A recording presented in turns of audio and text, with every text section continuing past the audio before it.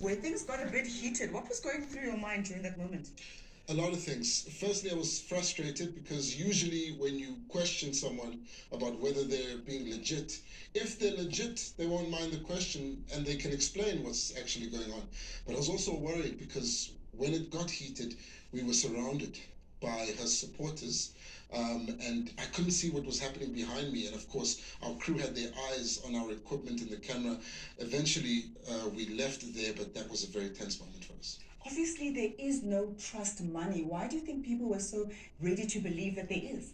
First of all, desperation to belong, but secondly, because of the Finsa movement, which is much older than the Empress's Aboriginal movement.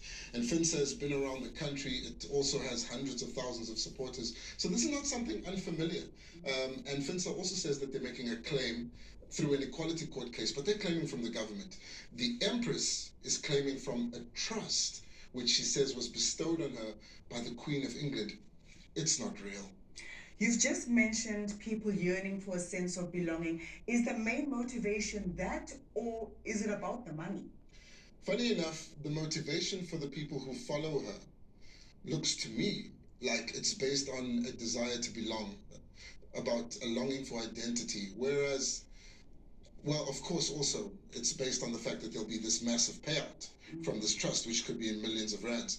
But from the organizer side, or the people that are running this so-called empire, it looks like the motivation is based on them donating to buy an Aboriginal ID and keeping up the costs of the Empress when she asks them to on the WhatsApp groups. And how significant is it really that one of the people that is taking and receiving these donations is an MKMP?